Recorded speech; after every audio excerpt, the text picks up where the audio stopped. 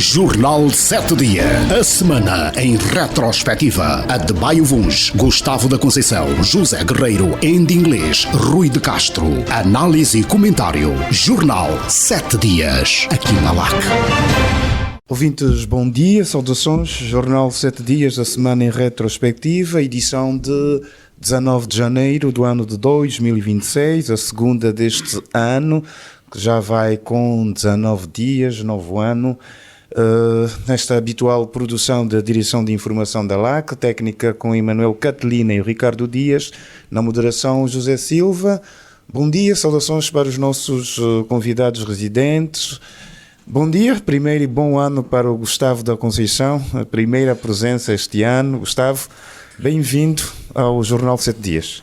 Muito bom dia também para os colegas de painel e bom ano para os ouvintes da LAC e os ouvintes do nosso programa no stream. Obrigado, Gustavo da Conceição. Foi uma parte com o Gustavo, que é a primeira presença este ano. Saudar também a presença do Rui de Castro, do Enda Inglês e do Adebayo Vuns. O Zé Guerreiro não estará connosco nesta edição, mas vai daqui também o nosso abraço ao Zé. Vamos então seguir, olhar para os temas que marcam esta edição.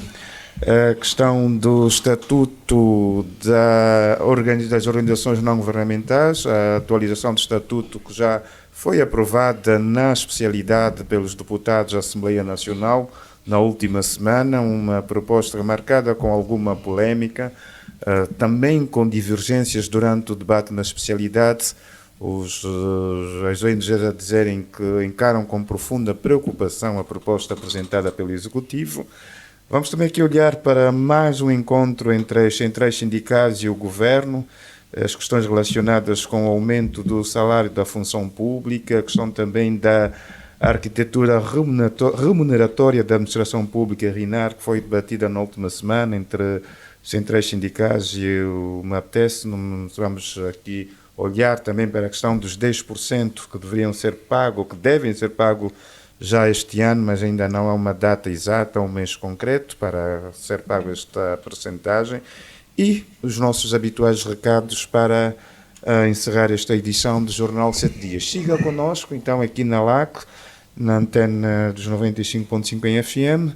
Rui de Castro, vamos começar exatamente pela proposta de lei que aprova o Estatuto das Organizações Não Governamentais em Angola. Foi feita a discussão na especialidade, vai agora a aprovação final durante esta semana. Uma lei que tem críticas da sociedade civil, que considera o documento inconstitucional, mas que também com divergências entre o partido no poder e o principal partido na oposição, com questões que depois chegaram a consenso nas discussões na especialidade, mas que é uma lei com alguma polémica. Rui, é uma lei é uma atualização necessária ou, como defendem algumas ONGs, traz algum retrocesso na atividade das organizações não governamentais, naquilo que já está estabelecido? Bem, parece-me que é uma lei necessária. Agora, se será nos moldes em que foi gizada ou não, talvez já seja um outro motivo para discussão. As ONGs, tanto nacionais como internacionais, para desenvolverem, não só as ONGs, mas qualquer organização que pretenda implantar-se e funcionar na República de Angola, tem que o fazer mediante o cumprimento das normas e regulamentos estabelecidos pela Constituição e pelas leis da República. Portanto, parece-me que por aí não há discussão. O que se pretende é que haja um instrumento regulador, uma vez que, primeiro, em 2015 foi aprovado um regulamento Só que o Tribunal Constitucional entendeu que continha muitas normas que violavam a lei-mãe. E, portanto, daí em diante, entrou-se num processo de elaboração de um novo regulamento, e neste caso até passou a designar-se mesmo de um estatuto das ONGs. No fundamental, o governo, o que pretende, para além daquilo que eu mencionei, da uniformização com as leis, tem também uma outra preocupação que foi manifestada pelo GAFI e relacionada com o branqueamento de capitais. E, portanto, este novo estatuto também pretende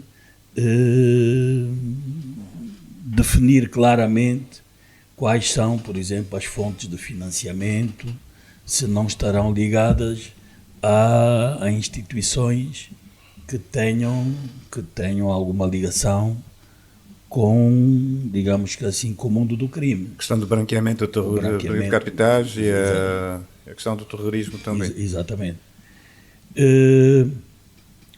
Também a intenção do governo, ao apresentar esta proposta de lei, criar um mecanismo que permita que haja uma melhor coordenação entre os projetos das ONGs e as prioridades de desenvolvimento do próprio Estado angolano. Mas, para já, a ação das ONGs na perspectiva do Rui tem sido impactante ou não a nível do nosso país? Que papel realmente elas têm desempenhado nas suas ações? Bom, há ONGs, digamos que para todos os gostos, não é? Mas há efetivamente algumas. E nós tivemos, por exemplo, no final do ano passado, um caso com uma ONG brasileira, a Zuso for Africa, que foi interdita no Bengo, porque, no fundamental, para além de não estar devidamente legalizada, o que fazia era aquilo que foi designado como uma espécie de turismo humanitário. Ou seja, era uma forma de os seus mentores se autopromoverem nas redes sociais, enquanto influencers, e, portanto, à custa da imagem das pessoas esqueléticas ou de barrigas grandes, por estarem mal, por não estarem bem nutridas, ou mesmo por estarem a passar fome. Mas também, por outro lado, temos casos de bastante sucesso, como, por exemplo, a nossa ADRA, que é uma associação que foi fundada em 1990, atende a mais de 400 mil famílias.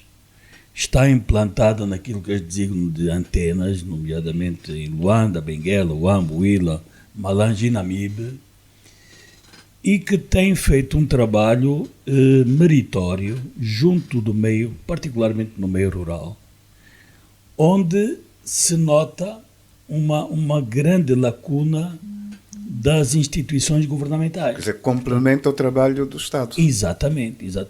E, por estranho até que pareça, esta organização, até hoje, e mesmo tendo sido condecorada agora no quadro dos 50 anos da independência, não é reconhecida como uma associação de utilidade pública. Ou seja, não tem o estatuto de utilidade pública. Não tem o estatuto de utilidade pública, como tem a FESA, como tem o Fundo Luini, tem... E esta foi uma das discussões durante a especialidade, e houve divergências entre parlamentares do governo e da UNITA, por exemplo, digamos, do MPLA e também da própria proposta do Ministro da Justiça e dos Direitos Humanos, que, por exemplo, defendeu-se enquanto, e houve na oposição alguém defender, e citou, por exemplo, a própria ADRA ou organizações que não têm esse estatuto, dado o impacto do trabalho que fazem, mas o que o governo defende que isto é uma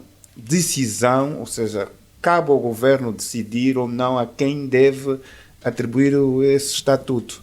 Ou seja, independentemente do trabalho que faz, mas é o governo que tem a palavra final para atribuir esse estatuto de utilidade pública. Quer dizer, não é a ONG que pensa, bem, eu fiz muito trabalho, estou há mais de 30 anos e mereço. Não, é o governo que decide. Pois, mas o que eu acho estranho é o governo ainda não ter decidido. A favor, por exemplo, de uma ONG como a... No que tem a ver com a ADRA, né? É que, ao longo de todos estes anos, com o trabalho que já apresentou e apresenta, os vários projetos que já levou a cabo com sucesso, e se colocarmos em termos comparativos com aquilo que outras que já são consideradas de utilidade pública fizeram no mesmo período, acho que a ADRA seria, sem qualquer dificuldade, considerada uma associação de utilidade pública e passaria, inclusive, a beneficiar de alguns fundos do próprio governo para melhorar ainda mais o seu trabalho. E também, já agora, poderia estar com algumas parcerias com instituições do Estado, por exemplo, uma parceria entre a ADRA e o FADA faria com que o trabalho do FADA tivesse muito mais êxito e muito mais eficácia, porque quem conhece o terreno é a ADRA e o FADA aparece com o dinheiro para financiar, mas ia financiar aqueles que já têm propostas e já têm bases criadas pelo trabalho da ADRA, ou como resultado desse trabalho da ADRA. Portanto, diria então que não só a ADRA, mas outras e noutros campos têm feito trabalho meritório.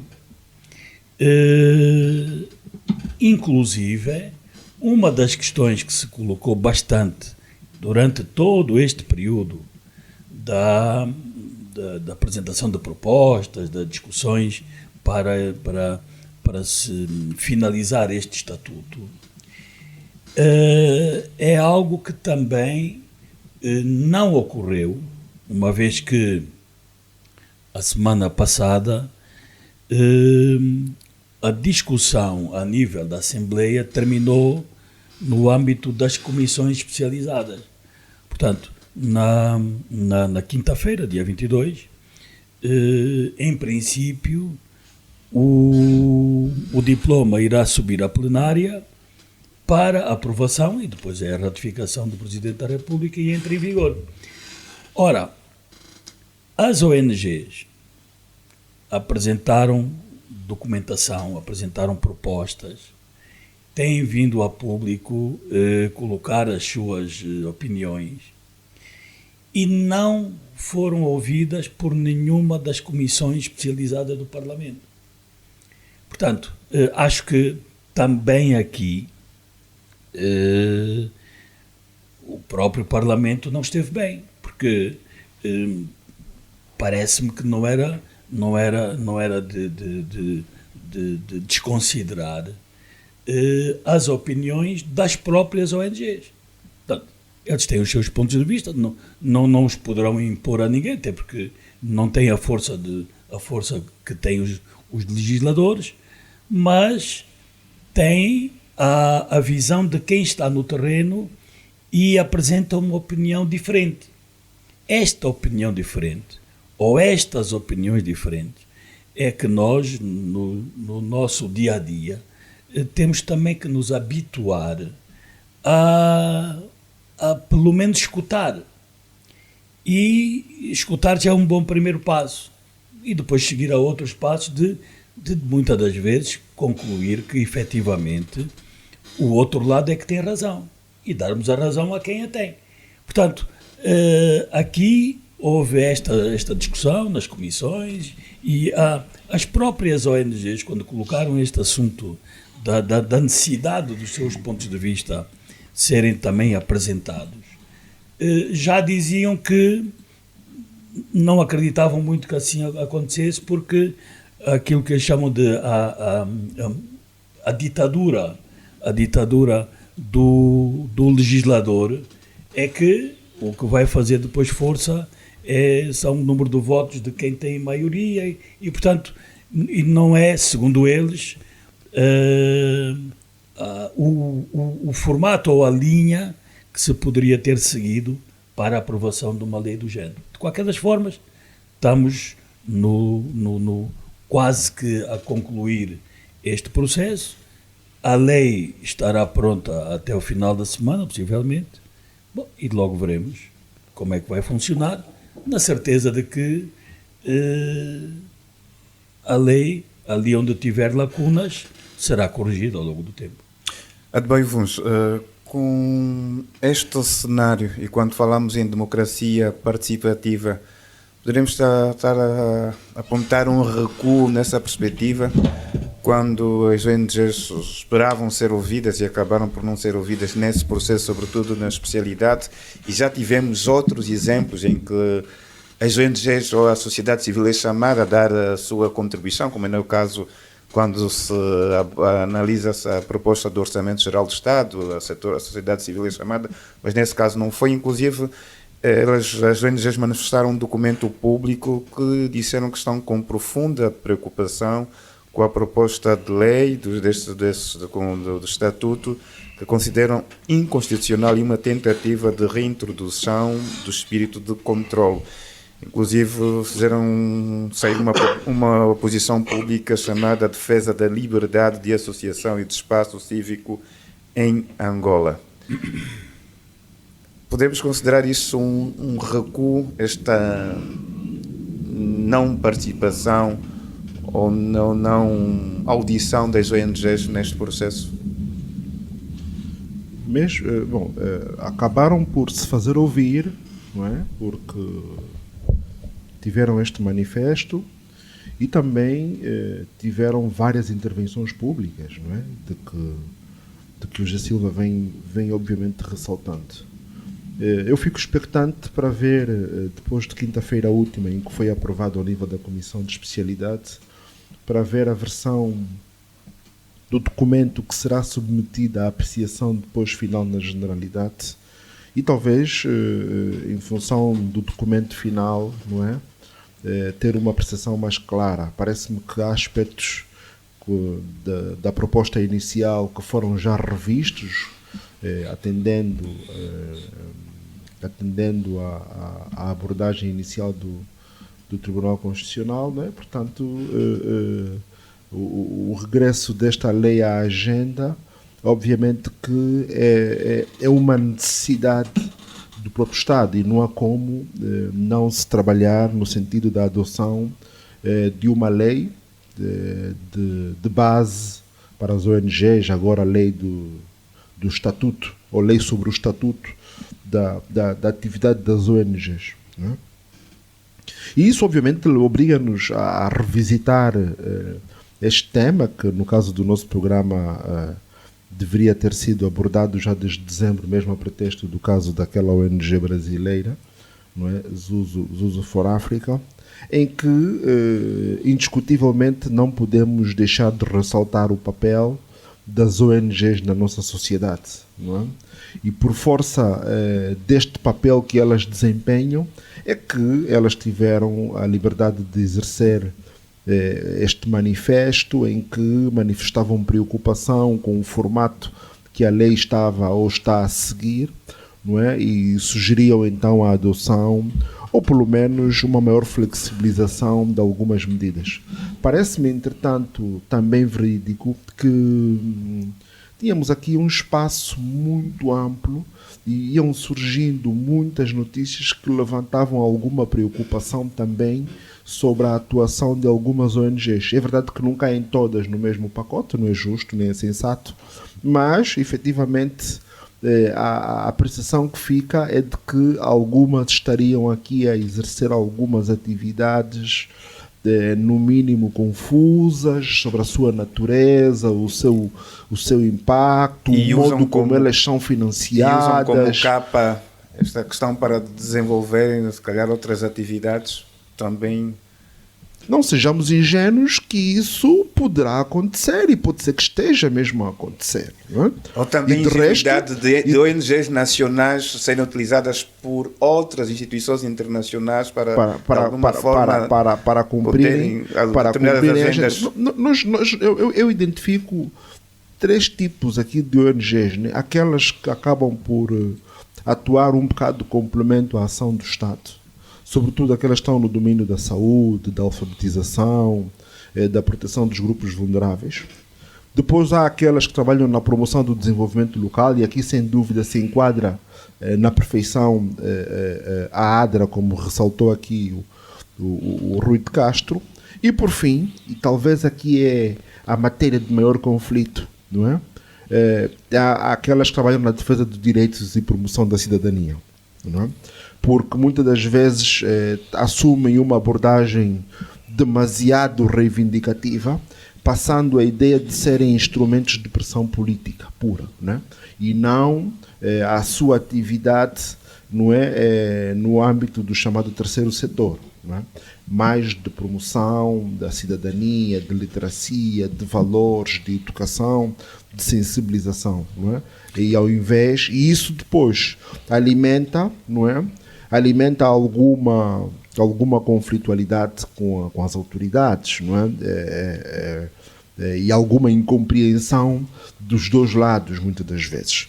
Mas é óbvio que não podemos deixar de ressaltar, sem dúvida, que a proximidade das ONGs com as comunidades tem vindo a ajudar a mitigar muitos problemas, não é?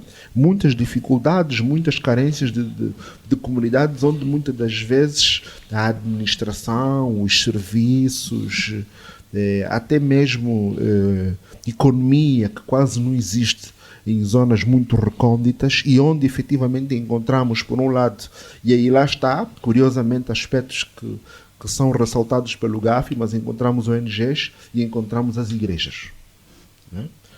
Porque acredito que a mesma necessidade de regulamentação da atividade das ONGs se colocará também em relação ao tema das igrejas. Já né? há também um processo em curso, né? Uma nova legislação no caso da atividade religiosa.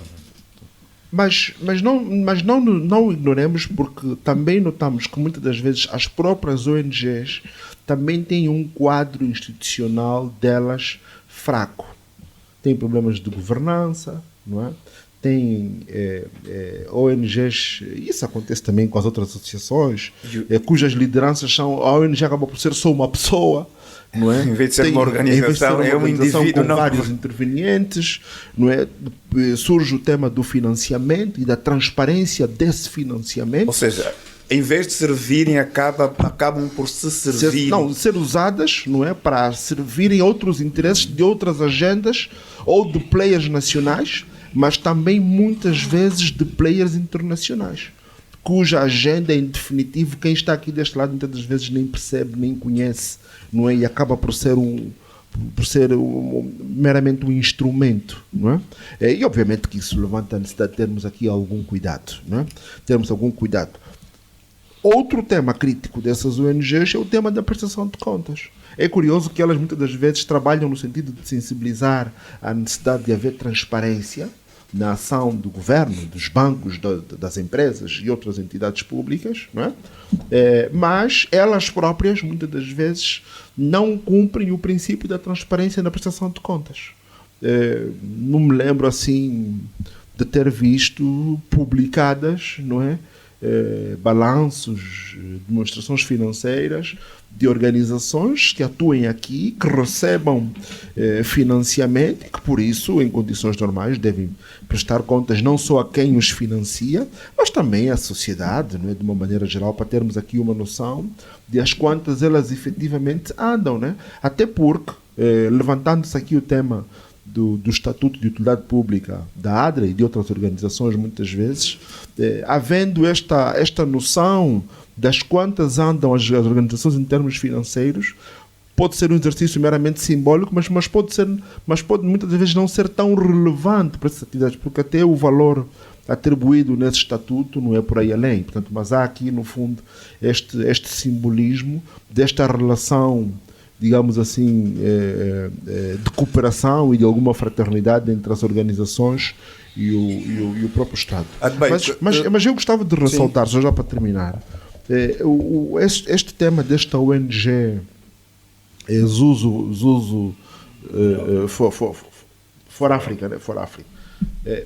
E o que me saltou mais à vista na história desta ONG nem foi só a utilização das imagens. Foi o facto, por exemplo, de ter sido dito a miúdo, e eu não sei se é verdade, mas de qualquer modo veio para público, que a ONG teria terrenos, não é? Com áreas aproximadas de 4 ou 5 mil hectares. E no nosso contexto, não é?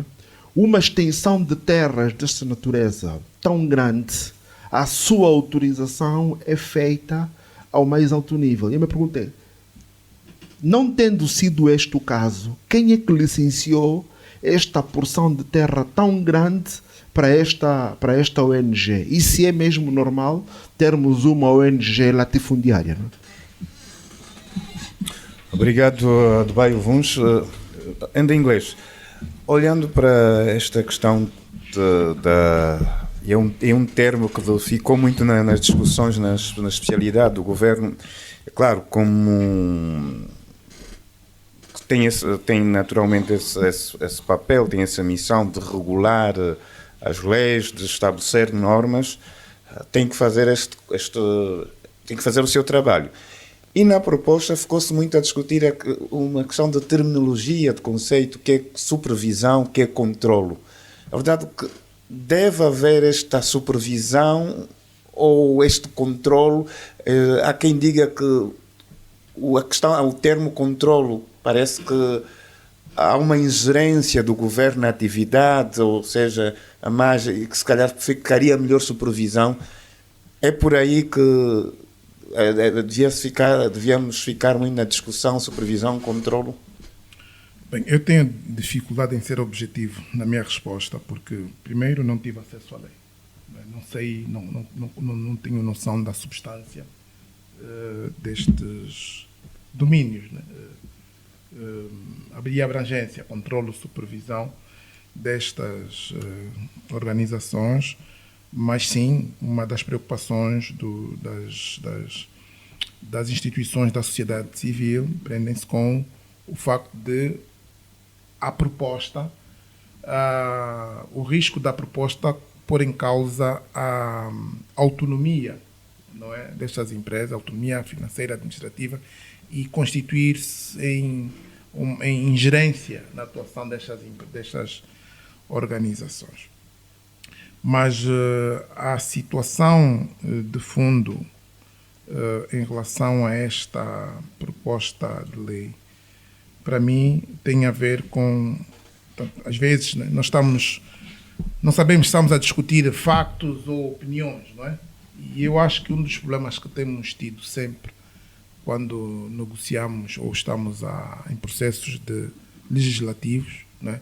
Para além da preocupação de não ter sido, não é? E é sempre essa questão também de fazer uma auscultação adequada e abrangente, não é? E esta é uma das preocupações, mas nem sempre, para não dizer que não é feita, porque não posso afirmá-la assim de concreto, não é? Mas pelo menos nós não tivemos conhecimento do trabalho de base, não é, que foi feito em relação, não é, a esta lei, ou proposta de lei, não é?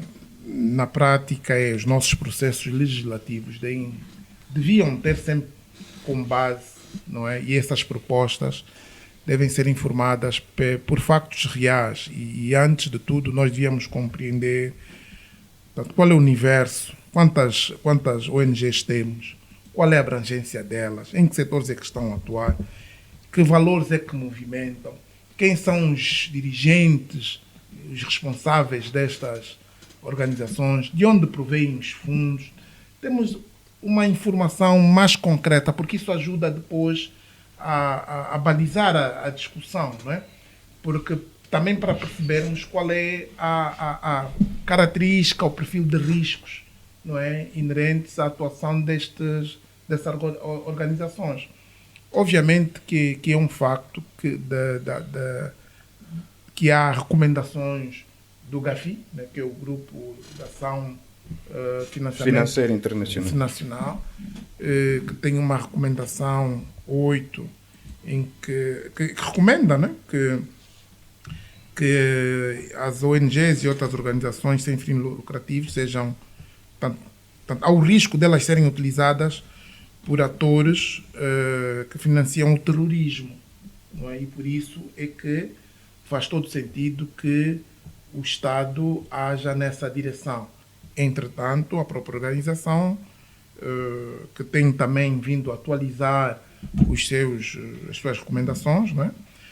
Os seus estándares, diz que deve haver um equilíbrio entre a proteção da integridade do setor dessas organizações, sem inibir também a atividade, porque tem um papel importante a cumprir. Portanto, as medidas devem ser focadas, proporcionais e baseadas no risco real, não é?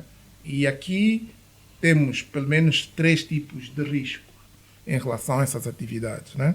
Portanto, tem o risco de branqueamento de capitais, né? E o risco decorre do facto de recebimento de doações elevadas, sobretudo em numerário, de fontes estrangeiras pouco transparentes e por via de intermediários informais. Portanto, era preciso perceber em que medida, qual é a natureza e a característica de risco aqui. Portanto, eu não duvido que num contexto de muita informalidade, que tenhamos sim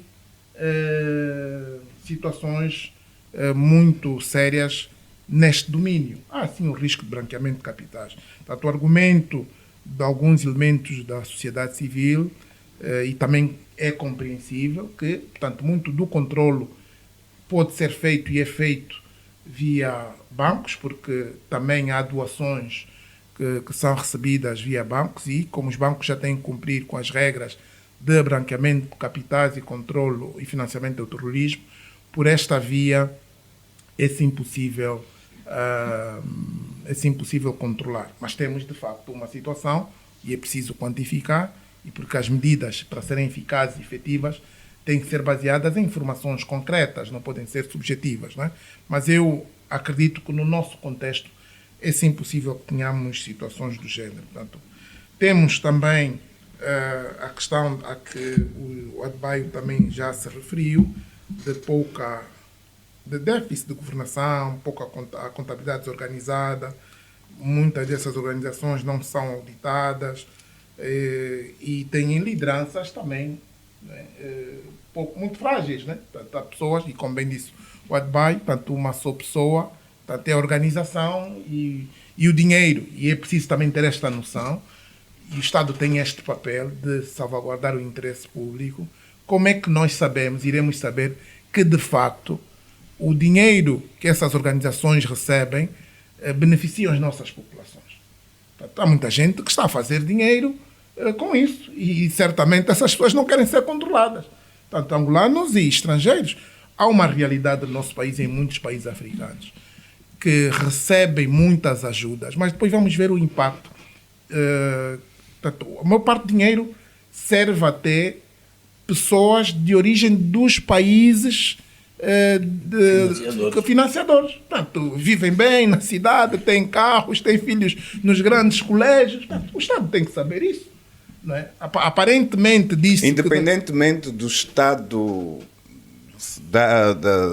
financiar ou não, terem o estatuto de utilidade pública, mas o Estado deve controlar. É mais ou menos como aquela história do pai em casa, ou seja, mesmo que não dê dinheiro ao filho, mas se o filho tiver dinheiro tem que saber de onde é que vem. Isso é um Estado soberano, tem responsabilidade. Tudo de bom ou de mau que acontecer aqui, não é?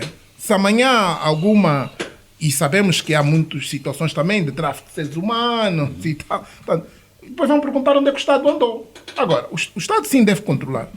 Obviamente, como referi, deve haver esse equilíbrio e não colocar em risco... Primeiro, não colocar todos no mesmo saco, não é? E não colocar em risco o desenvolvimento da ação positiva que muitas organizações realizam, né? Portanto, a grande preocupação é que, em alguns casos, né, e por causa e ao risco e a percepção do risco de subversão, sobretudo para aquelas instituições que lidam com os direitos humanos, a transparência, a governação, a anticorrupção, como a sua ação está muito voltada praticamente ao escrutínio da atuação do Estado, obviamente são percebidas pelo Estado, e aqui presume-se, não é, que haja de facto uma situação, talvez um risco médio ou alto de subversão, não é? Mas isso pode ser também situações percebidas, não é, pelo próprio Estado. E aí sim, portanto, compreende-se a razão de ser desta atuação, mas isto tem que ser baseado, portanto, facilitaria a vida de todos, não é? Que isto pudesse ser suportado por factos, né? Quais são de facto essas organizações? Quais são de facto esses líderes? E não sei como referir, não li, não é? Não tenho o documento, mas creio que no passado, quando abordamos as ocorrências que tivemos aqui em julho, de feliz memória, nós sempre dissemos que era preciso ter algum cuidado, sobretudo nas lideranças das juventudes, né? Porque essas coisas são engendradas também, portanto, são utilizadas para outros fins. E, portanto, esta lei deveria também, tanto a lei e a instituição, porque fala-se de um instituto sobre... qualquer coisa das comunidades. Sim, havia o IPROCAC que vai controlar isto, né? Para além de acompanhar, controlar e monitorizar, e tem vários mecanismos, mas um deles era assegurar que as lideranças dessas organizações, primeiro, assegurar que a maior parte, não é, ter o mesmo cuidado que temos em setores estratégicos.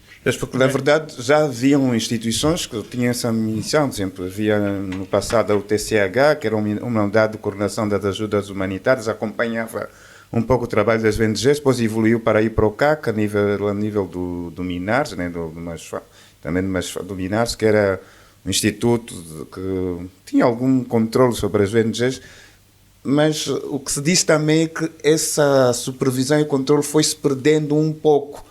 Ou seja, não há uma orientação, um olhar mais incisivo sobre o trabalho das ONGs. Claro, eu acho que nós perdemos, né, nós, o Estado, né, com essa forma como abrimos o país e assumimos o liberalismo, não é? Na prática, tudo é um mercado, nós deixamos de controlar, não é? Porque o que se passa a ideia é que o Estado não pode aparecer. Não é? Infantilizamos o Estado, como diz alguém, e vemos as consequências. Portanto, tem que haver, sim, controle, acompanhamento, sem comprometer ou para assegurar o bom desempenho dos diferentes setores. E um aspecto importante é que não faz sentido que estas ações, não é? E essas organizações, por exemplo, na sua maioria, estou aqui provavelmente a especular, é a percepção que tenho, não é? Que sejam dirigidas só por estrangeiros. Portanto, não há quadros angolanos, não é? Portanto, isso também tem que ser salvaguardado. O outro domínio de risco é o de financiamento ao terrorismo, né? E não me parece que aí faça tão sentido, né? Porque as informações públicas existentes, não é? Dizem que Angola não é um país de risco, não é, de terrorismo, né? Portanto, não é um teatro ativo de terrorismo jihadista, portanto, não há, em princípio, informações sobre a existência de grupos domésticos ou células internacionais operacionais, e não temos, né? Portanto, o conflito armado já terminou e, portanto, talvez não seja essa a principal questão. Eu acho que a principal motivação e necessidade de algum controle, prendem-se, como referi, ao tema de branqueamento de capitais e da percepção de alguma subversão que, convenhamos, em alguns aspectos, não é? Portanto, de facto, o que vemos é muito ativismo, né? E se confundem os papéis de algumas, não podemos também misturar, de algumas organizações supostamente não governamentais, mas que estão a fazer política, né? E é este cuidado também que não devemos ter, que devemos ter. Agora, para quem está a dirigir e para os políticos, não nos esquecemos que, pronto, a política e o poder político também são coisas efêmeras, né? Que um dia terminam e que é importante não comprometer tanto a democracia, as questões de direitos humanos, porque um dia, e nós já vimos, né? Portanto, um dia as pessoas estão nestas posições e vão precisar de instituições e pessoas que as defendam, quando mais ninguém, porque nós sabemos, quando somos exonerados aqui, quando perdemos o poder, apanhamos lepra, as pessoas saem e não temos ninguém que nos defenda. Aconteceu ainda no Gabão, né, que vimos o último presidente que foi deposto, né, não é o Bongo, é o filho, o Ali, né? O Ali Bongo. Que depois estava a pedir, né, para as pessoas fazerem barulho, né? Make noise. E quem que havia de fazer noise para proteger? Se não há liberdade de expressão, as ações das organizações não governamentais estão comprometidas. Portanto, este assunto tem que ser visto na perspectiva de ser bom para todos nós, né? Tem que haver equilíbrios e, no fim do dia, uns e outros têm que trabalhar no sentido no sentido de promover o bem-estar e a promoção do desenvolvimento do país. Ok, obrigado ainda em inglês. Assim olhamos para este tema com o Rui de Castro, o Adebayo Vuns e também o ainda em inglês. O Gustavo da Conceição vai também já fazer o seu comentário, a sua análise, mas antes vamos partir para o nosso primeiro intervalo e voltamos daqui a pouco a olhar para o estatuto, ou a lei que aprova o estatuto das ONGs nacionais, que vai à aprovação final global na próxima semana no Parlamento. Jornal 7 Dia.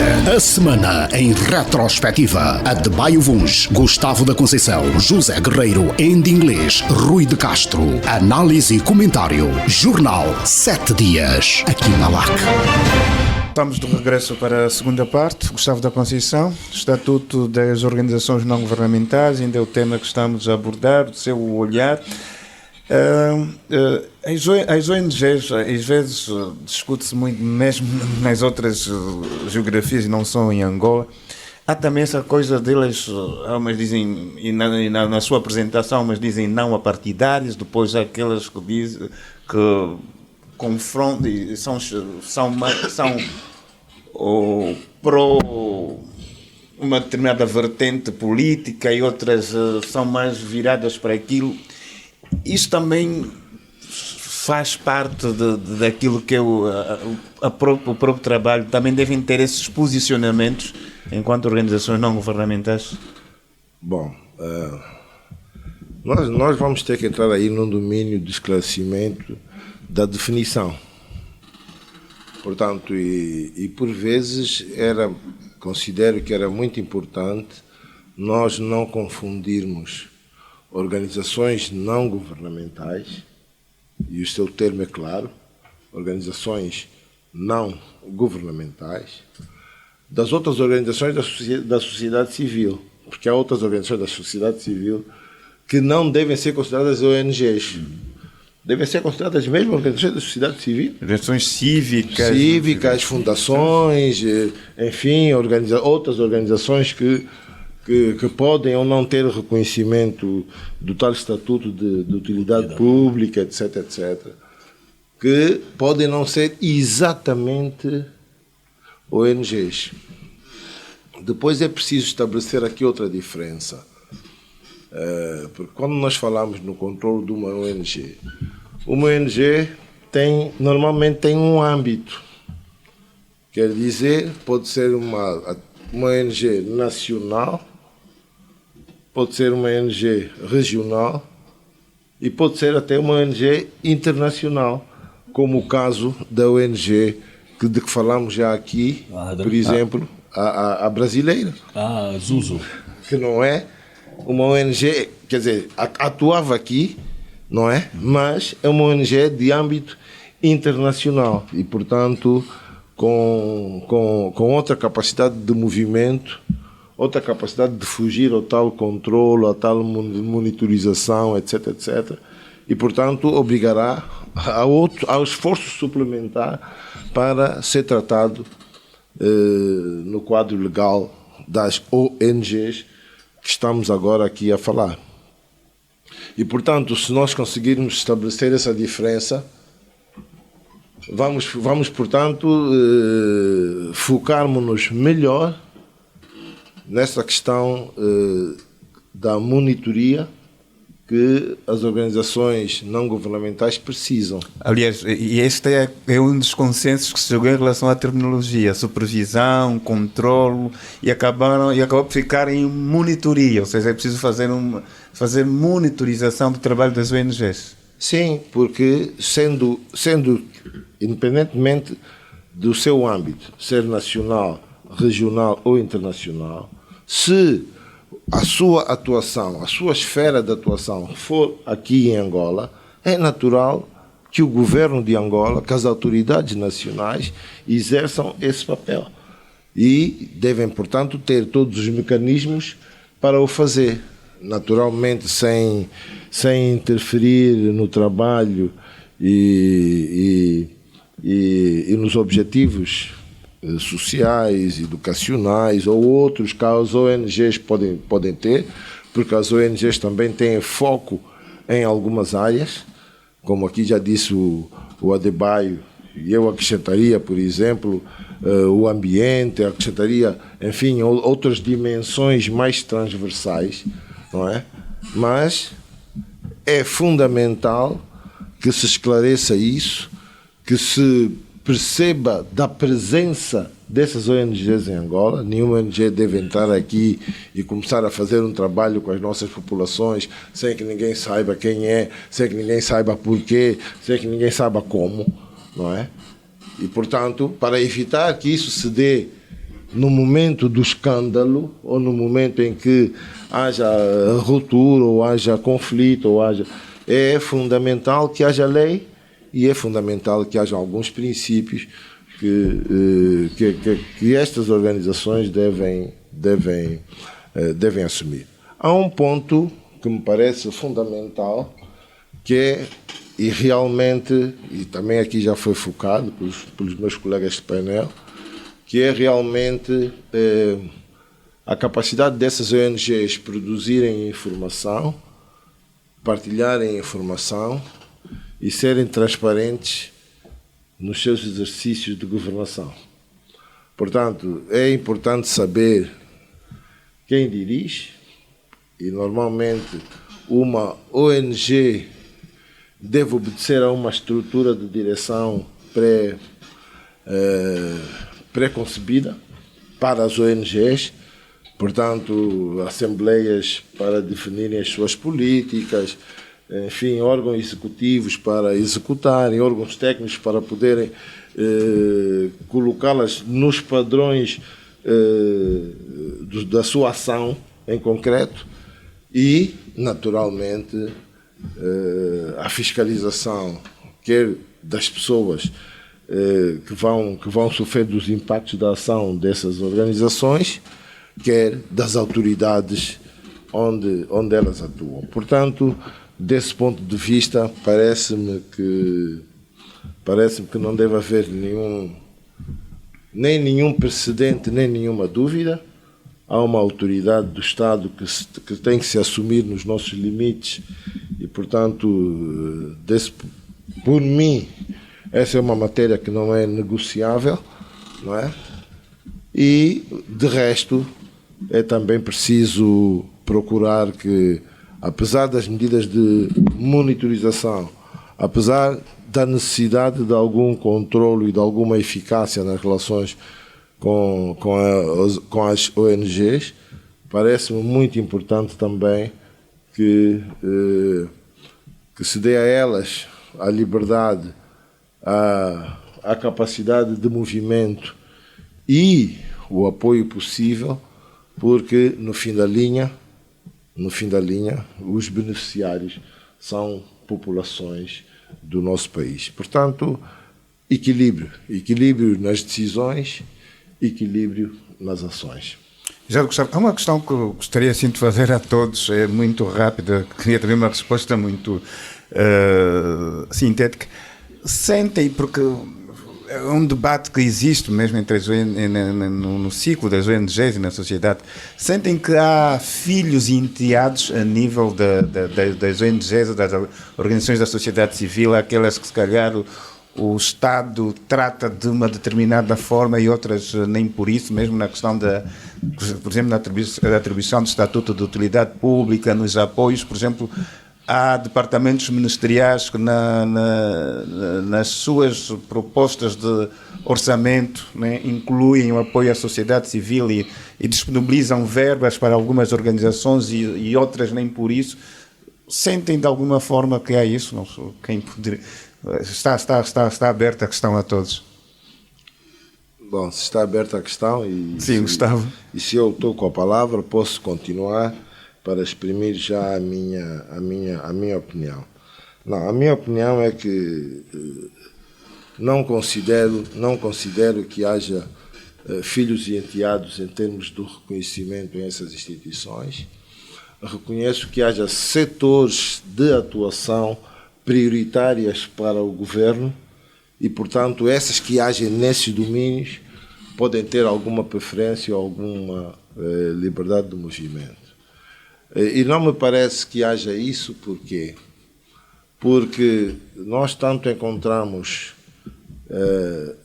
organizações não governamentais que têm ações concretas, que têm estruturas organizativas reais, que têm rostos, que fazem trabalho concreto e têm dificuldade, como encontramos outras organizações que não tendo isso, também têm dificuldades para se assumir.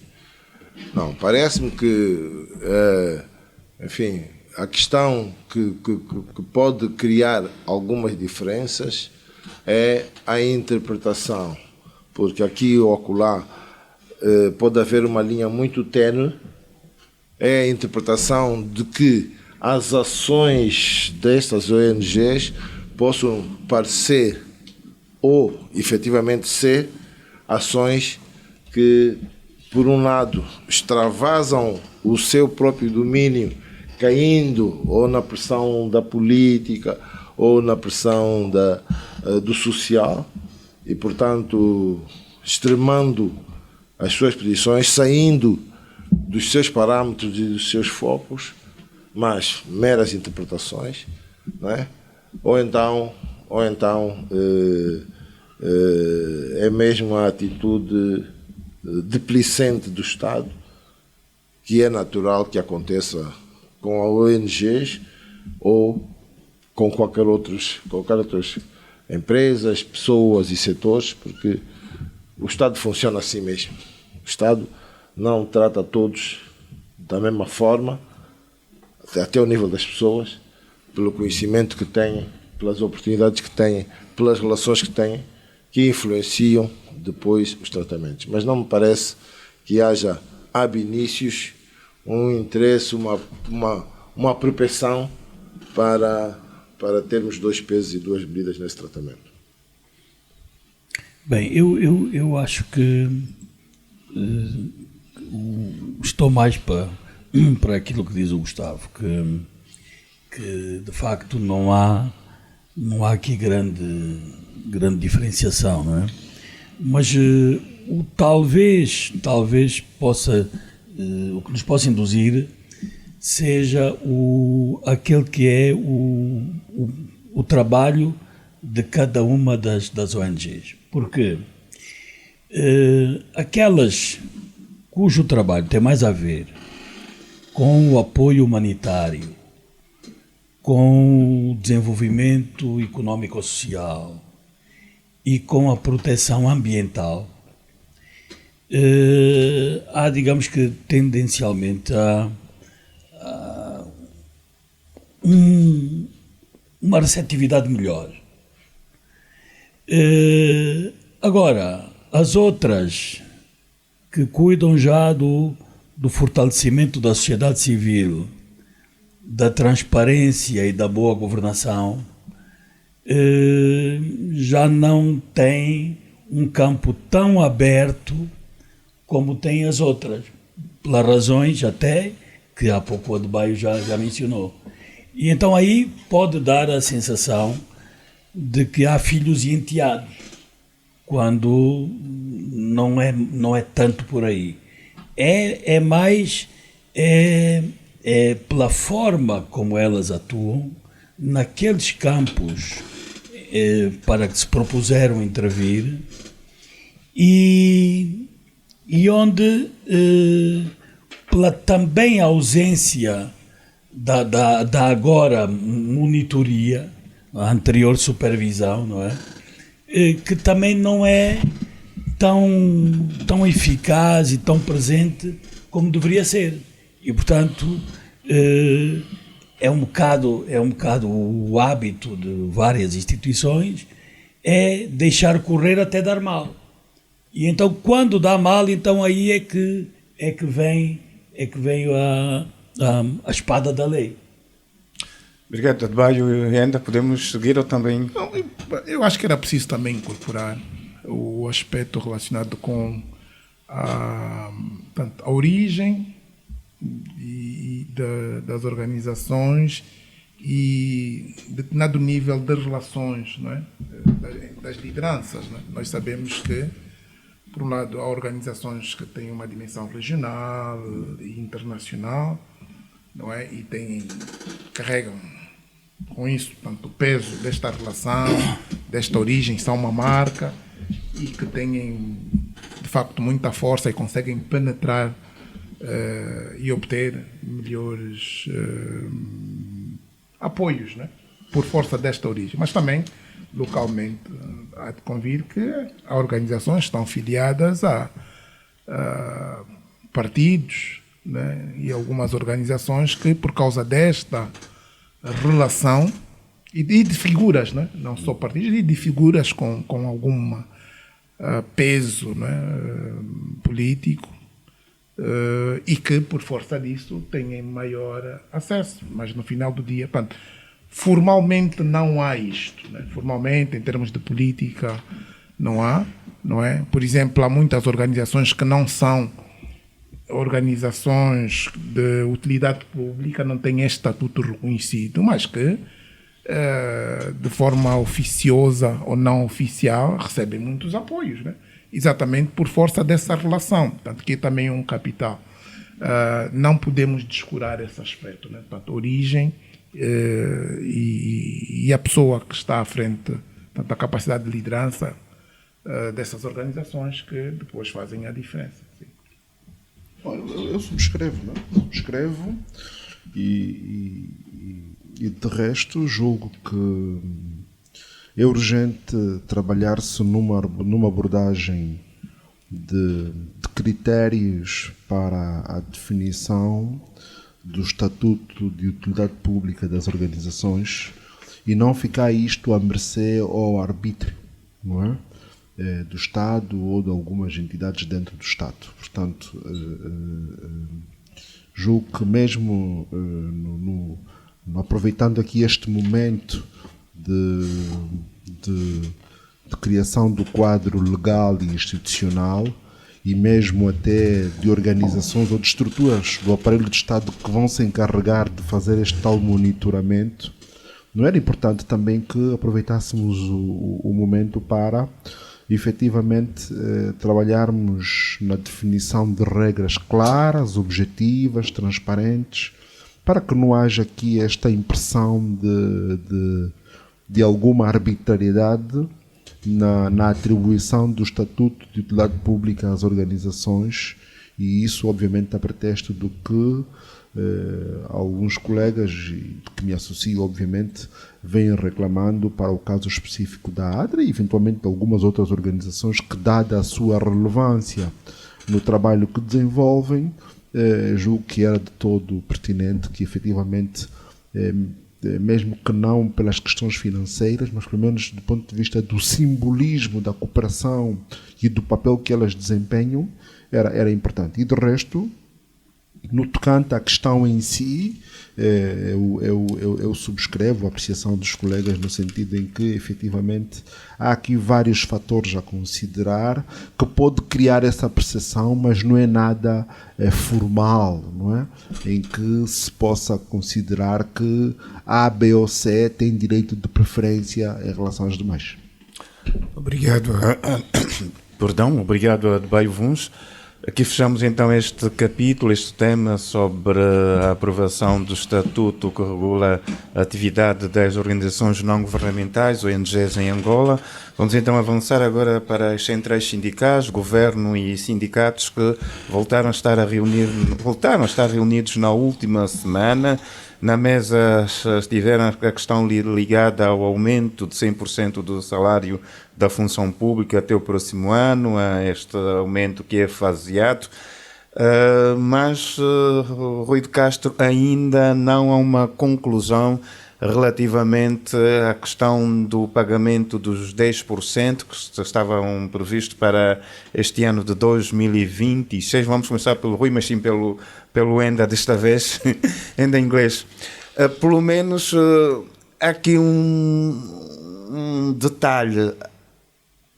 Há entendimento, há diálogo entre governo e centrais sindicais, pelo menos neste processo. Sim, há diálogo, e nós, creio que há 2 anos, quando abordamos esse tema, e creio que também quando abordamos o tema relacionado com o salário mínimo, não é? Foi que, muito provavelmente, estas decisões pudessem estar comprometidas, não é, com a capacidade, pela capacidade financeira do Estado, não é? E parece que vemos isto acontecer, mas é importante sim que, para além de haver diálogo, hajam acordos, não é? Pelo que se percebe é que, portanto, não estamos a atuar ou a andar ao ritmo das expectativas que tínhamos, não é? Portanto, foi um acordo para 3 anos, creio, né? E com um novo acordo conseguimos chegar a 35% do aumento, não é? Estando ou ficando para o próximo ano a perspectiva de se fechar a outra componente, né? Porque a reclamação ou a expectativa é de aumento, no início de aumento a 100%, faseadamente, faltarão 65%. Né? Obviamente que é um assunto que se vai colocar para além deste período do acordo estabelecido, e a melhor expectativa é que a nova arquitetura de remuneração, né, da função pública, possa trazer mais estabilidade a esse esforço, né? Tanto que seja no âmbito da governação e gestão, sejam esses assuntos de aumento, promoção, não é? E a natureza das remunerações possam fluir em linha com aquilo que é a capacidade financeira do próprio Estado, né? E do país. O problema se colocou porque ficamos muito tempo sem fazer estes ajustamentos e alterações, em linha também com aquilo que é a perspectiva de evolução da inflação, a necessidade de proteger o poder de compra das pessoas e sobretudo dos funcionários públicos. Agora, penso que, espero que esteja a ser contemplado nessa nova arquitetura, não é?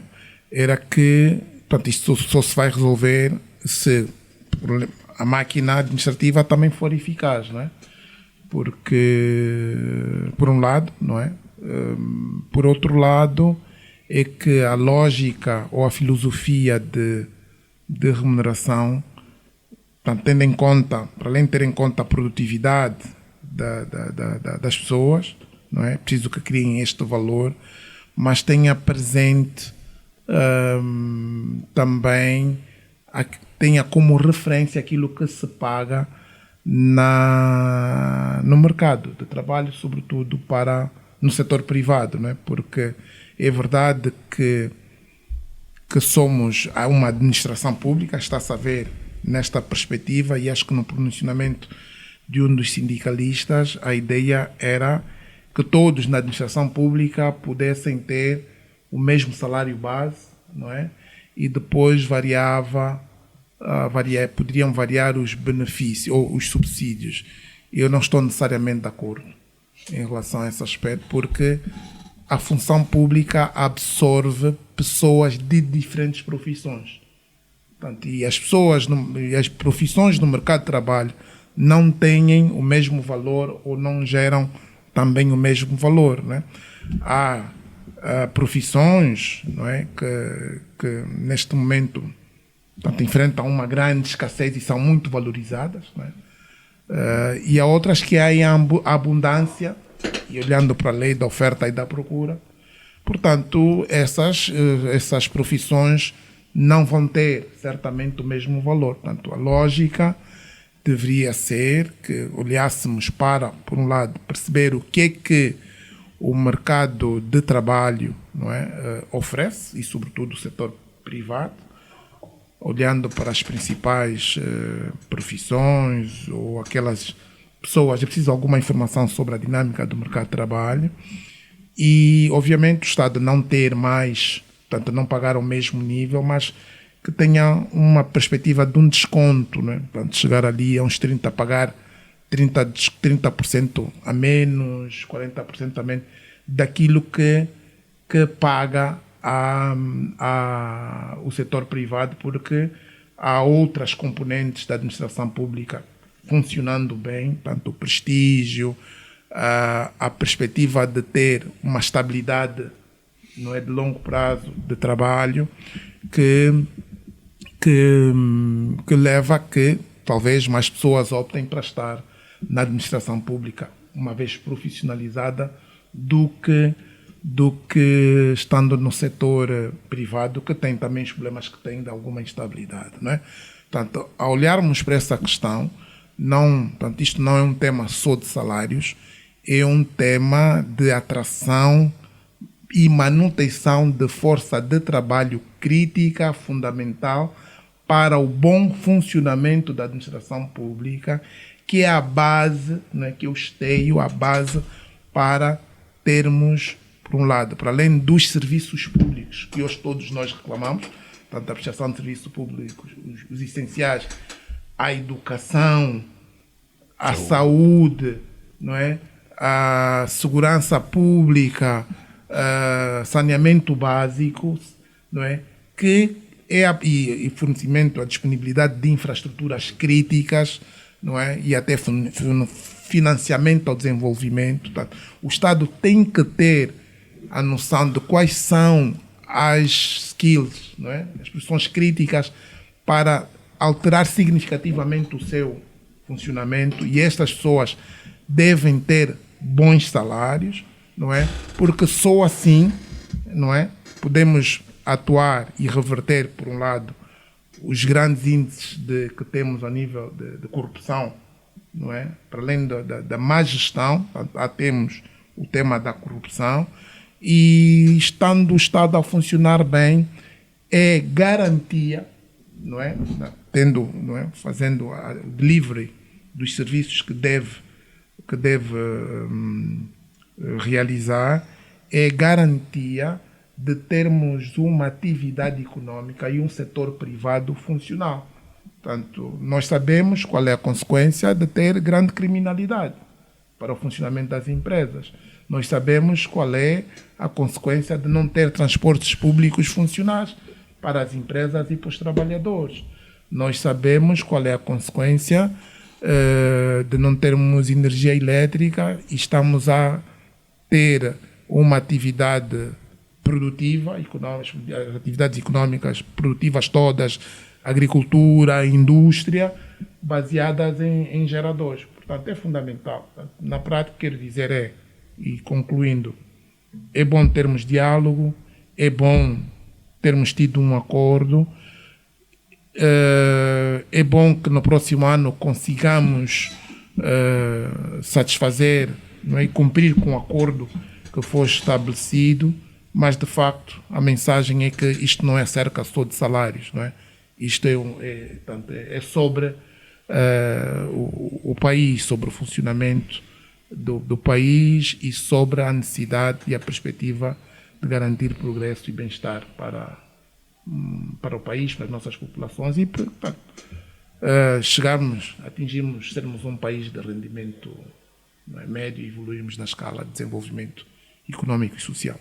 Ok, em inglês. Gustavo, ainda sobre o salário, a questão do aumento de 10%, havia esta expectativa a nível da administração pública, da função pública, já de pagamento a partir de janeiro. Não vai acontecer. A ministra Teresa Dias, da Administração Pública, Trabalho e Segurança Social, diz que não existe indicação do mês concreto e que também há situações que devem ser vistas, ou seja, não é só do dia para a noite aplicar os 10% e estar a pagar. E depois há a questão também do IRT, né? Porque esta sensação de que sobe o salário, mas também com a percentagem de que se faz de desconto do IRT, o trabalhador acaba por continuar a ganhar o mesmo ou não sentir este aumento. De facto, e por isso é preciso, enfim, que o tratamento dos aumentos salariais abranjam outros setores e abranjam outras reflexões. Outros setores, porque quem está a discutir me apetece, sim, mas depois da disponibilidade financeira tem que existir o Ministério das Finanças, tem que existir, enfim, coleta de dinheiro para haver dinheiro para pagar, não é? Senão cria-se aqui um problema que vamos resolver a antiga, com a emissão da moeda, criando aqui outros problemas ao nível da inflação e do equilíbrio do mercado. É preciso reconhecer que já se conseguiu algum equilíbrio, por exemplo, ao nível da taxa de câmbio. A taxa de câmbio não tem variado, enfim, da maneira exponencial que inspirava em nós algum receio no passado. Hoje chegamos aqui a um número e vamos mantendo por ali. E, portanto, tem que haver aqui disponibilidade, mas tem que haver muito equilíbrio, de forma a que não se ponha em causa o crescimento económico, não se ponha em causa a economia e não se mexa muito nos dados da inflação. Agora, sim, há um problema há outro problema com o aumento, que é esse do IRT, que também é preciso gerir, particularmente para aquelas funções que estão nos limites superiores e que passarão aos limites inferiores da posição seguinte. Porque, como bem explicou a ministra na sua intervenção, corre-se o risco de promover pessoas que passam ao outro escalão e, ao passar para outro escalão, ganham menos do que ganhavam no escalão anterior, porque no novo escalão o IRT é maior e, portanto, precisam de tempo para lidar com estas questões. Muito bem, mas parece-me que o desafio é enorme e parece-me que é preciso ter agora aqui uma visão de mais longo prazo no tratamento dessa questão. E porquê? Porque a meta inicial para 2027 era os 100%. Ora, se nós até este ano chegamos aos 35%, não é? E nos 35% estamos com uma dificuldade de materializar isso. Portanto, nós temos que nos preparar no próximo ano não é? Para ver se... E o próximo ano é um ano fundamental, é um ano de equilíbrio, é um ano de eleições, e, portanto, vai haver muito mais pressões sobre o Estado para a resolução destas questões, destes problemas. E, portanto, era muito importante que, a partir daqui, se começasse a ver que soluções haverá, não sei se para nós chegarmos aos 100% no próximo ano, mas pelo menos para nos aproximarmos substancialmente desse valor, de modos que, por um lado, não fique uma promessa negociada e aceite por cumprir, e, por outro lado, não haja condições para que num ano eleitoral, não é, haver convulsões, haver, enfim, desgaste pelo menos entre os funcionários do Estado, entre aqueles da função pública e a sua hierarquia. E, portanto, para além dos problemas e das soluções que a senhora ministra tem que procurar agora para ver se nos próximos meses paga os 35%, não é? É preciso começar a ver já imediatamente como é que se vai fazer no próximo ano para se aproximar daquilo que foi o resultado das negociações. Obrigado, Gustavo. Adebayo, é um cenário que pode colocar o Estado um bocadinho mais apertado do ponto de vista da disponibilidade financeira, né? Porque há essa perspectiva, por exemplo, nós continuamos a ter como principal receita a produção de petróleo, apesar que este ano o orçamento diz que tem receitas provenientes do setor não petrolífero, mas há este também o desafio da diversificação da economia, das fontes de receitas. Há a questão da dívida, ou seja, há um aperto financeiro por parte do Estado. Acredita que haverá desafogo para atender a todo este processo de reivindicações? Para além deste processo, depois há outras em cada setor, a educação, a justiça, em que os funcionários também reivindicam vários pontos, e está sempre a questão do salário, da atualização salarial.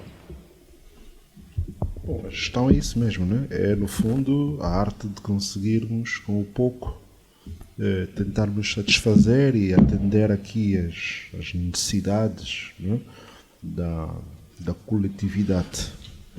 E de modo que 2026 é um ano que traz alguns desafios à gestão, não é, financeira do Estado, porque há compromissos que são, digamos, inalienáveis, e o Estado tem vindo a conseguir honrá-los, não é? Mesmo que muitas das vezes com aperto, e gerando depois, na tal manta curta,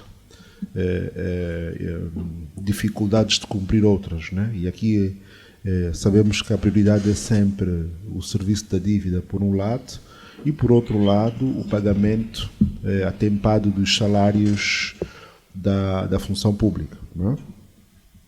E toda esta negociação com os sindicatos visa, no fundo, conferir melhor dignidade aos funcionários e tentar, tanto quanto possível, melhorar a capacidade destes, fruto do seu trabalho, também conseguirem satisfazer as suas necessidades com a remuneração que oferem. E é normal que no contexto atual, em que a inflação foi corroendo nos últimos anos o poder de compra das pessoas e do salário, neste caso concreto, haja então este esforço negocial, quer do Estado, quer a pressão dos sindicatos, não é? No sentido de se procurar, tanto quanto possível, ir atendendo aqui a estas reivindicações. E daí que este ano se esteja a falar aqui nos tais 10%, que em alguns casos, e considerando a explicação que a ministra do MAPTES concedeu, não é? Em alguns casos o aumento poderá tendencialmente ser para mais, exatamente para não prejudicar o trabalhador, no sentido de, no final do dia, levar para casa um rendimento inferior àquele que ofere, não obstante o ajuste dos tais 10%. E, portanto, são matemáticas, não é, que depois devem ser feitas para atender. Mas eu gostava de trazer também aqui à baila o tema da negociação com o Simprof, onde, ao que consta, não é? Ao que consta, se chegou aqui a um entendimento, do meu ponto de vista, interessante, não é? Porque vai-se fazer a atualização de categorias dos salários de 51 mil professores pelo país todo. E também chegou-se a um entendimento sobre o pagamento do 13º em parcela única. E este consenso, inclusive, impediu a realização de uma primeira greve logo no início do ano, né? A minha curiosidade ficou em tentar perceber se este ponto do pagamento do 13º em parcela única será exclusivo para os professores ou se vai ser estendido a toda a função pública, né? Porque depois criou as tais assimetrias e dificuldades, né? Portanto, depois abre um precedente, né? Porque os professores e não os outros. O mais normal que vamos vaticinar é que as centrais sindicais, não é, venham a fazer a mesma reivindicação e provavelmente até esteja, não é? Mas se o governo atendeu aos professores, não sei quais são as condições objetivas hoje, mas acredito que depois se possa também encontrar aqui uma solução próxima, não é? Para o resto da função pública. Há uma outra exigência que me parece vital, e aqui não apenas do sindicato, mas acaba por ser uma preocupação geral, não é? Que tem a ver com a melhoria das condições das escolas. É uma coisa muito aberta, muito abstrata, não é? Mas sem dúvidas que coloca-se efetivamente a necessidade de olharmos para a infraestrutura física das nossas escolas, não é? Onde continuamos a ter problemas sérios do ponto de vista do acesso à água potável, continuamos a ter problemas sérios do ponto de vista da higiene e salubridade dos quartos de banho, o que é um problema ainda maior no caso das alunas e professoras, não é? E em alguns casos há mesmo notícias de infeliz de crianças que acabam por abandonar a escola por causa desse item que tem a ver com os quartos de banho, sobretudo para as meninas, não é? Há o tema do ambiente de aprendizagem, e aqui obviamente temos sempre que olhar para o tema do número de alunos por sala, o tema das zonas de recreio nas escolas, que muitas das vezes nós não pensamos devidamente nisso, não é? E a mim chama muita atenção em algumas escolas que não têm sequer espaços arborizados para o momento de recreio das crianças. Depois há outras questões que têm a ver com a gestão dos professores, questões de planeamento, materiais pedagógicos, a inclusão do digital. Portanto, nós temos no tema da educação, não é, um desafio grande estrutural para a nossa sociedade, e esta reivindicação de melhoria das condições das escolas colocada pelo Sindicato dos Professores parece-me pertinente, mas é uma solução a longo. O que é óbvio aqui é o tema a ser colocado na pauta do dia da governação, não é? E trabalhar-se no sentido de se encontrar um calendário em que se definam prioridades e que se trabalhe inclusive com o envolvimento de parceiros, né?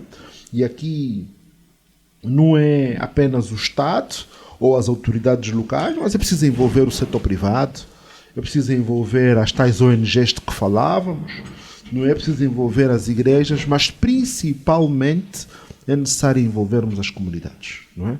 Os pais, os irmãos, os tios, os avós, os sobas, todos devem participar aqui no empoderamento do papel da escola, não é, dentro de toda a nossa sociedade, como o fator principal para a transformação e o desenvolvimento que todos queremos. Tudo deve passar e girar em torno da escola e, neste caso, dos professores e também dos alunos e estudantes. Vamos fechar este capítulo das negociações entre os sindicatos, fechar este capítulo e também esta segunda parte retomaremos com o Rui de Castro depois do intervalo. Bom dia e esteja connosco. Jornal 7 Dia. A semana em retrospectiva. Adebayo Vuns, Gustavo da Conceição, José Guerreiro, Andy Inglês, Rui de Castro. Análise e comentário. Jornal 7 Dias. Aqui na LAC. Estamos então de volta para a terceira e última parte do Jornal 7 Dias. Rui de Castro, essa questão também dos sindicatos. Nós começamos esse tema a falar para esta abertura para o diálogo que pelo menos existe a nível das centrais sindicais.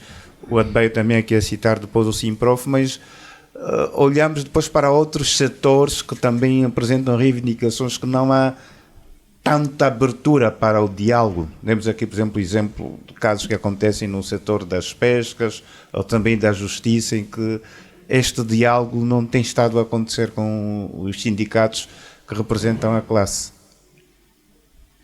Exato. Eu também ia tocar nesta questão do diálogo.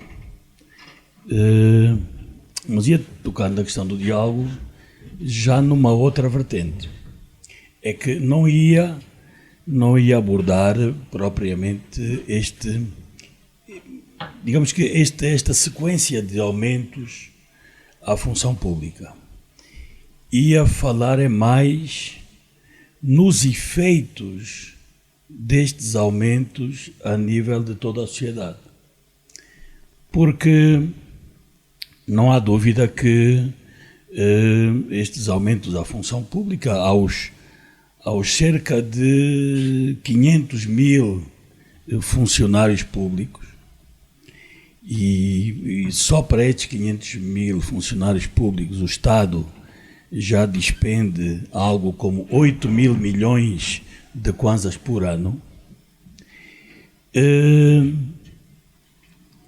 A satisfação, que acaba por não ser bem satisfação, porque um incremento de 10% com a inflação que temos e o poder de compra, conforme está tão reduzido, tem um efeito positivo, mas quase que residual. Agora, traz consigo efeitos que poderão já não ser tão residuais assim. Porque começa logo que 80%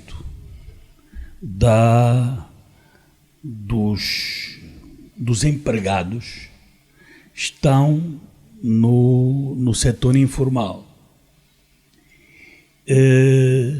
E estes que estão no setor informal não sofrem qualquer aumento, como é evidente, mas vão sofrer com a inflação que vai resultar destes aumentos na massa monetária para os funcionários públicos. E no outro programa já tinha tocado neste aspecto. O que é que vai acontecer também? Muitas empresas privadas, para tentarem reter os seus talentos, aqui já não é a questão que abordamos no outro programa, que tinha a ver com o salário mínimo. Neste caso a cada aumento da função pública, se não houver um mesmo movimento no setor privado, e sobretudo ali naqueles que são considerados os talentos das várias unidades laborais, isto resulta em algum descontentamento e a possibilidade daquele quadro poder sair e poder ir para eventualmente até para o próprio Estado. Portanto, o que é que acontece? Daí vai resultar, quase que no final, que algumas empresas até acabem por fechar e, portanto, aumentando o desemprego, aumentando outra vez o setor informal, reduzindo a capacidade de absorção de receitas pelo Estado, pela via dos impostos. Portanto, há aqui este movimento que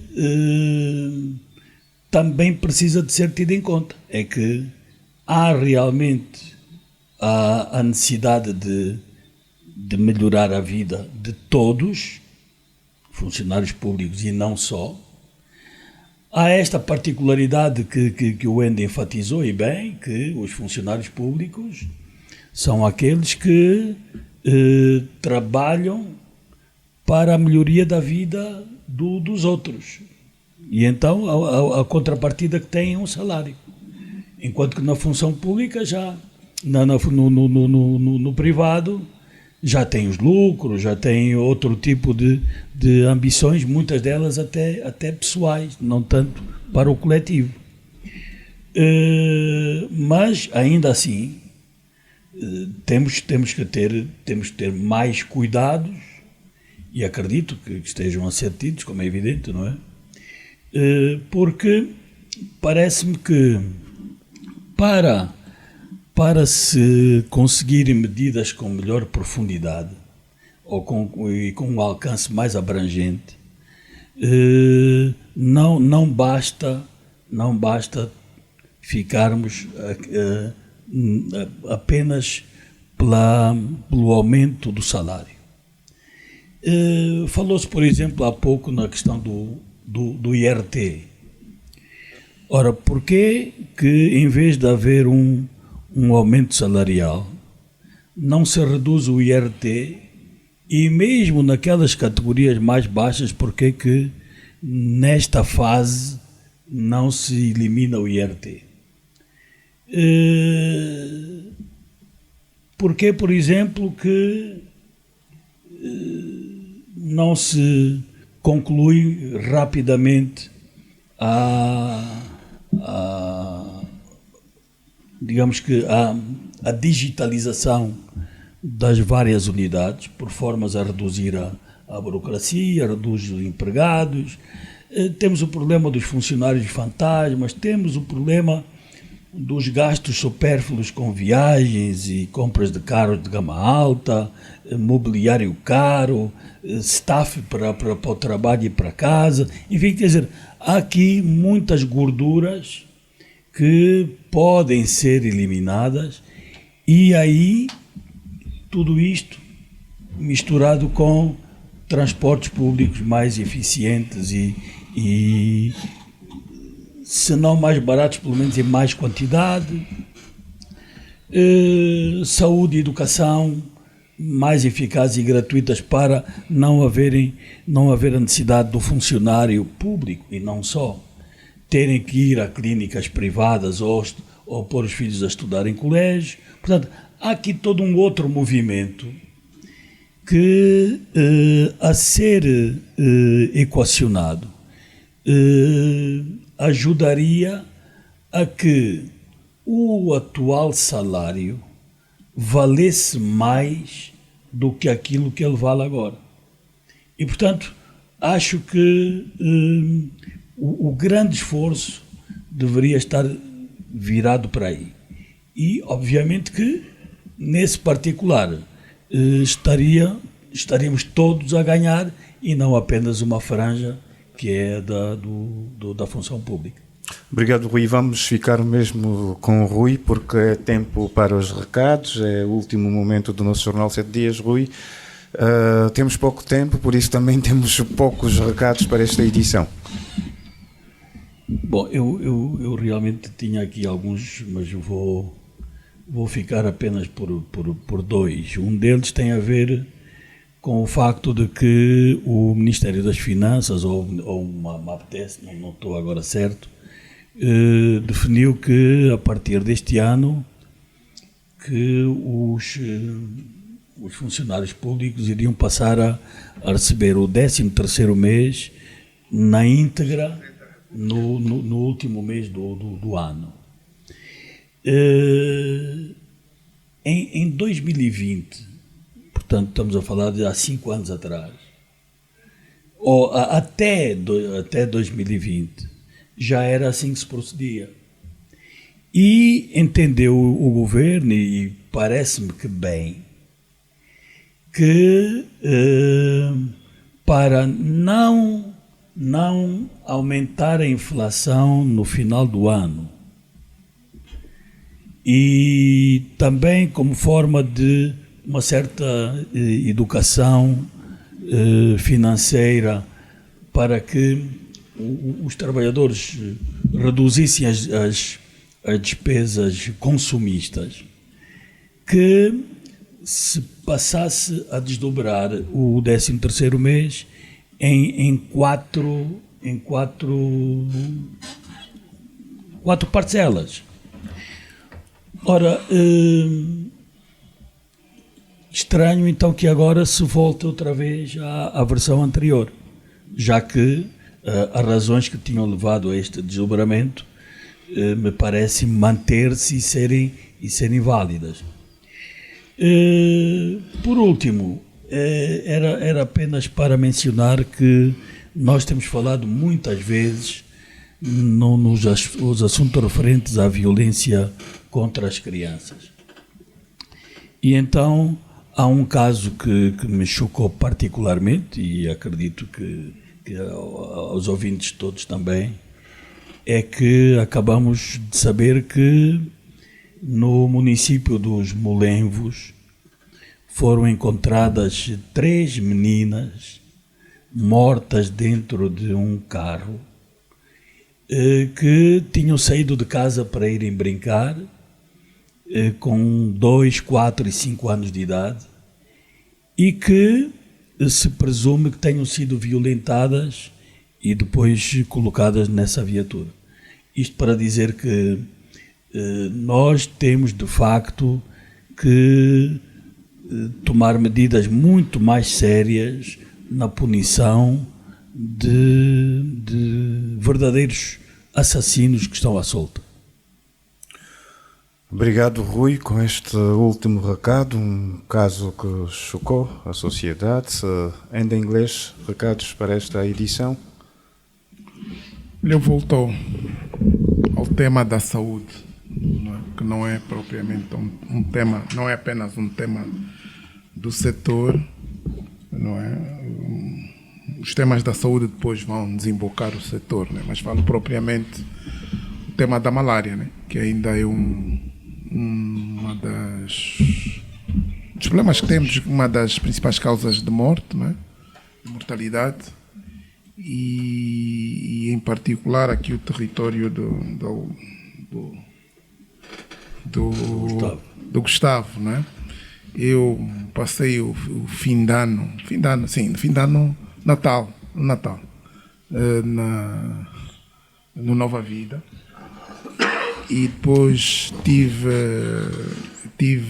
no início do ano uma festa, um aniversário de uma pessoa próxima, também no Nova Vida, e de facto eu devo respeitar a resiliência daquela gente, né?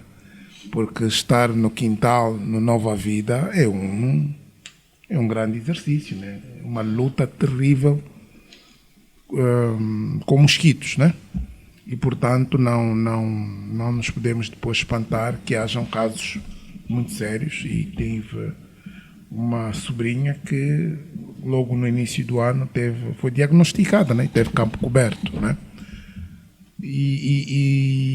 Portanto, passados estes anos todos, e ocorreu-me lembrar, e não vou dizer o nome por questões para não querer ferir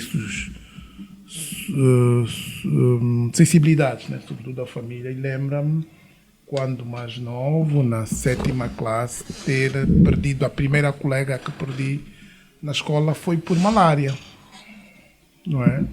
E portanto, muitos anos depois, não é? Estamos ainda a debatermos com esta questão. E sabemos que é um problema que está relacionado sobretudo com a gestão, saneamento básico, a gestão do território. Portanto, alguma coisa, para além dos buracos que vemos no Nova Vida, certamente que ali, para além de lixo e águas paradas, não é? Ali focos muito sérios de produção, né? De desenvolvimento de mosquitos, não é? E, portanto, uma ação deve ser, uma ação energética, não é? Deve ser tomada, ou várias, para conter este problema que depois vai parar aos hospitais. Portanto, este é um exemplo daqueles temas que não são, portanto, temas e quando olhamos para os orçamentos, né, e as percentagens, portanto, muito provavelmente resolveria-se este problema naquela circunscrição, não com mais centros de saúde ou hospitais, mas com investimento em infraestrutura, com investimento na melhor gestão e limpeza, sobretudo manutenção e limpeza daquele território, para que menos casos com saúde, que depois resultam, infelizmente, em mortes, não é? E sobretudo para crianças e adolescentes. Portanto, este é o meu recado para esta semana.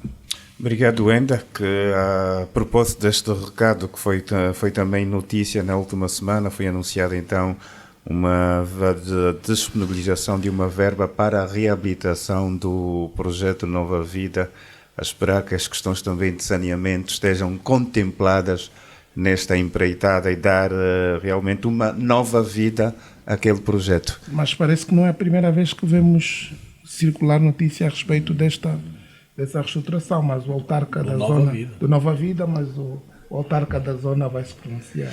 Gustavo, os recados. Será que o recado é uma saudação a este anúncio da reabilitação da Nova Vida? É mesmo desta vez. Bom, gostava de começar por aí, mas gostava realmente de não me repetir. E não me repetir porquê? Porque aqui há 2 anos foi feito o anúncio e eu nessa altura saudei. Portanto, hoje não vou saudar o anúncio, mas vou aguardar com serenidade que as máquinas estejam no terreno, que o trabalho começa e, portanto, hei de cá voltar para saudar o início dos trabalhos. Portanto, espero que corra tudo bem com o processo de financiamento para que não haja mais, enfim, os problemas que o meu bairro está a causar à saúde da província, às manutenções das viaturas dos utentes e possamos ter uma verdadeira urbanização, como diz o nome, urbanização e nova vida. Mas que tinha 2 recados muito cirúrgicos e os 2 para o setor da justiça. O setor da justiça parece-me que ganha importância na gestão das relações entre as pessoas. Sem justiça, os conflitos ganham dimensões que podem correr o perigo, o risco de grande e profunda radicalização com impactos na vida das pessoas, inclusive. E, portanto, queremos contar com um setor da justiça onde haja tranquilidade, onde haja serenidade suficiente para que o exercício da justiça no país e para que a prestação dos serviços de justiça no país decorram com tranquilidade e sem estrangulamentos. Digo isso porque o clima de ausência de diálogo que faz com que o Sindicato dos Magistrados procure assinaturas para o Sindicato dos Oficiais de Justiça, melhor dizendo, procura assinaturas para tentar uma ação contra o ministro. Portanto, não me parece que seja necessário chegar a esse extremo. Se houver espaço para diálogo e para conversa no setor, e portanto o meu recado vai para esses dois, quer para o sindicato, quer para o senhor ministro e a direção do ministério, para que deem uma oportunidade ao diálogo. E a minha segunda preocupação também com a justiça vai para a questão das nomeações, particularmente as nomeações dos juízes em casos, pelo menos naqueles casos mediáticos que nós estamos a viver. Nós tivemos até aqui alguma turbulência com a justiça, com os casos nos tribunais superiores, que já todos conhecemos e não precisamos repetir, mas esperávamos que com a nomeação do novo presidente do Tribunal Supremo pudesse o setor viver algum equilíbrio. Surpreendido fiquei pelo facto de no primeiro dia de julgamento do celebríssimo caso AGT, ficar-se a discutir não o caso, mas o facto de o juiz que cuida agora das audiências ser o mesmo que afinal conduziu e constituiu o processo.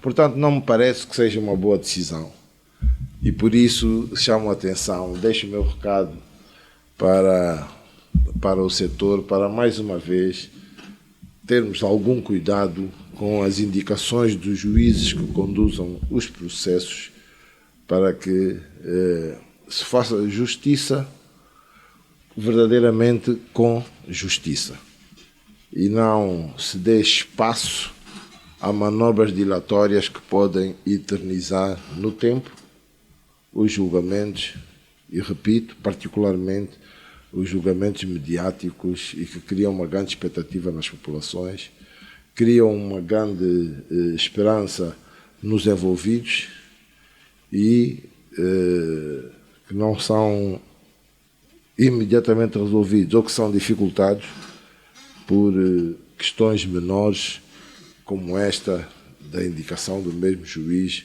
nas duas dimensões do processo. Obrigado, chefe da Conceição, e vamos fechar com o Adebayo Vunjo. O seu recado, Adebayo. Bom, eu trago rapidamente dois. Bom, o primeiro para, no fundo, saudar aqui o governo da província de Luanda e as empresas envolvidas no processo de limpeza e saneamento da cidade, porque vamos notando que a cidade vai estando cada vez mais limpa, não é? O que deveria ser normal, na verdade, não é? Mas infelizmente nem sempre é assim, mas quando assim é, devemos efetivamente saudar e esperar que este trabalho de saneamento e de limpeza da cidade continue e com abordagens profundas, não é? Porque eu reiteradas vezes, pelo menos uma vez por semana, passo ali pelo interior da Samba e notava as valas demasiado sujas, inundadas de resíduos, não é? A minha percepção era de que muitos daqueles resíduos são mesmo colocados pelos próprios moradores e o outro é resultante das chuvas e, portanto, vem atravessando a cidade e, infelizmente, desemboca ali no mar. Não é? Felizmente, a vala, e estes dias não tem chovido consideravelmente, ou pelo menos não tem mesmo chovido, e, portanto, a vala foi limpa, não é? E continua limpa, mas é esperar que haja aqui saneamento ao bairro não é? E também alguma sensibilização aos moradores e também aos comerciantes, sobretudo de peixe ali na zona, para que efetivamente não usem a vala para este fim indevido, não é? Porque há ali até contentores, mas infelizmente os contentores não são utilizados, o lixo ou está no chão ou na maior parte dos casos está na vala. Eu sei que há um projeto que foi anunciado há algum tempo, tem vindo a andar na fase ainda piloto, que eram umas redes, creio que seriam colocadas, vamos chamar assim, na boca destas valas para recolher o lixo, sobretudo na época das chuvas. A informação que tenho é que há uma destas redes postas na vala de Cambamba, né? Ali, acho que antes do Benfica. E pronto, agora é esperar que haja chuvas e que se faça o teste para ver se efetivamente isso funciona. Também sei que, porque salta à vista que as praias têm vindo a estar mais limpas e a informação que recebi é que a Elisal adquiriu uns barcos que têm feito limpezas pelas praias e efetivamente é esperar que esse processo seja normal, não é? E que tenhamos efetivamente o saneamento a funcionar como deve ser em Luanda e nas outras cidades ribeiras, não é? Mas fundamentalmente que as administrações e as comunidades sejam melhor sensibilizadas para a forma como lidamos com o lixo, não é? E as empresas de saneamento consigam efetivamente cumprir o seu papel do ponto de vista da recolha e do tratamento dos resíduos, evitando então os tais temas de moscas e mosquitos, como vemos proliferar em vários bairros como Nova Vida. E o Nova Vida, obviamente que esta semana voltou a ser notícia, o Gustavo tem a expectativa, não é?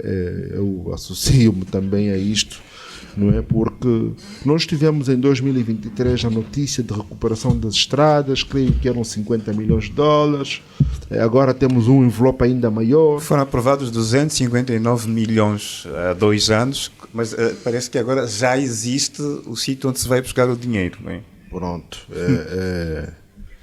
então é o mesmo processo no final do dia, mas agora é que temos as condições de financiamento criadas ou resolvidas. Não, mas é esperar que efetivamente haja ali uma melhoria nas condições de circulação e que isso abarque uma solução estrutural, não é? Eu costumo dizer que nós temos sempre projetos de referência interessantes e eu uso aqui em Luanda a referência dos bairros Cacenda e Mártires de Kifangonde, que sofreram intervenções de vulto, creio que já lá vão mais de 10 anos, e estão e continuam aí. Portanto, nós temos que aprender com as nossas lições. É incrível, né? Temos 2 bons exemplos que estão aí à nossa mão, não é? E agora só precisávamos replicar estes exemplos aqui um bocado pela cidade e pelo país, de uma maneira geral. Eu tenho dito que se nós conseguíssemos pelo menos um bairro por ano, daqui a alguns anos teríamos em definitivo o problema resolvido das nossas cidades com um outro aspecto do ponto de vista de saneamento. De resto, associado também a esse tema, houve um anúncio de asfaltagem de algumas ruas do Patriota e do Wong que efetivamente iriam gerar vias terciárias para desanuviar o grande congestionamento que se assiste nas manhãs, não é, naquela estrada do Patriota, quando as pessoas, utilizando as vias terciárias, as vias terciárias do Patriota e do Onga, conseguiriam desanuviar o trânsito e chegar às zonas de Talatona e para aí adiante com maior facilidade e sem as largas horas que tem que se estar no trânsito para quem vive daquele lado da cidade e que tem necessidade de logo de manhã deslocar-se ao trabalho na Baixa da cidade. Ficaram os recados nesta edição de 19 de janeiro do Jornal 7 Dias, a semana em retrospectiva. Obrigado pela presença dos nossos comentadores residentes, Rui de Castro, Gustavo da Conceição, Adebayo Vuns e Enda Inglês. Voltamos a estar juntos na próxima semana, quem sabe já com a presença do Zé Guerreiro. O Jornal 7 Dias pode ser ouvido através das plataformas digitais no www.lacluanda.co.ao ou ainda na nossa página no YouTube, Jornal 7 Dias, ou ainda pela plataforma www.radiodigital.com, ter então em podcast estes e outros programas completos. Estamos assim a encerrar a habitual produção da Direção de Informação da LAC, com técnica de Emanuel Catelina e Ricardo Dias. Na moderação esteve José Silva. Bom dia, estamos juntos e até a próxima segunda-feira. Jornal 7 Dias. A semana em retrospectiva. A de Baio Vuns, Gustavo da Conceição, José Guerreiro, Andy Inglês, Rui de Castro. Análise e comentário. Jornal 7 Dias. Aqui na LAC.